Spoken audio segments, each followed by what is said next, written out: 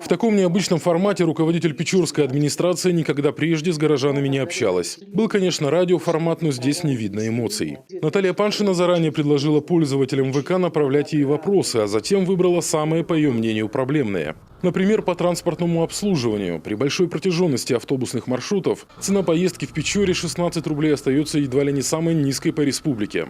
Затраты на ГСМ и ремонт автопарка огромные, а прибыли почти нет, как и нет новых автобусов. Пассажиропоток, он очень неравномерный. Вот только утренние часы у нас равномерные, загруженность, достаточная загруженность. Ведь каждый бизнес, каждый предприниматель считает и свою рентабельность. Ведь нельзя работать просто, ради работы или работать себе в убыток. Это бизнес. Это бизнес. Я понимаю, что он социальный бизнес, да, что люди оплачивают, их надо перевозить. Это все понятно. И они тоже это понимают. Но, тем не менее, работать в убыток, конечно же, никто не будет.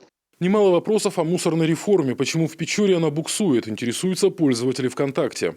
Нередко контейнерные площадки завалены мусором, который потом бродячие собаки растаскивают по всей округе. Мэр отвечает, мол, регоператор Ухта-Жилфонда несвоевременно оплачивает работы своему подрядчику, предприятию «Консул». Отсюда и задержки с рейсами, и накопление мусора на контейнерных площадках. Про них отдельная история. 90% контейнерных площадок находится на муниципальной земле.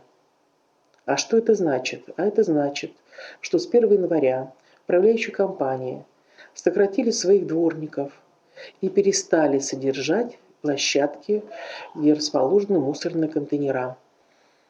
Ну и, конечно же, а у нас своей компании еще не было, что по содержанию потом пришлось форсировать события очень быстро, открывать компанию, производственно-технический комплекс, вменять им в обязанности и включать им в обязанности, в их полномочия содержание всех контейнерных площадок, а их более 200, для того, чтобы привести в надлежащий вид.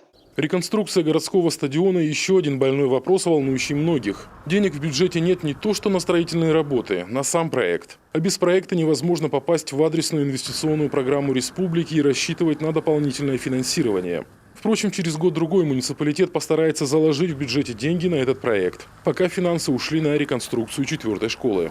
Всего же за неполный час Наталья Паншина ответила на десяток вопросов пользователей соцсети. Затронула темы переселения из ветхого и аварийного жилья, привлечения молодых кадров в медицину, ремонта городских дорог и уборки снега. В целом, подобный формат общения пришелся печорцам по душе. И вполне вероятно, встречаться с мэром на просторах глобальной сети они станут чаще. Алексей Корчма, телеканал Юрган, Печора.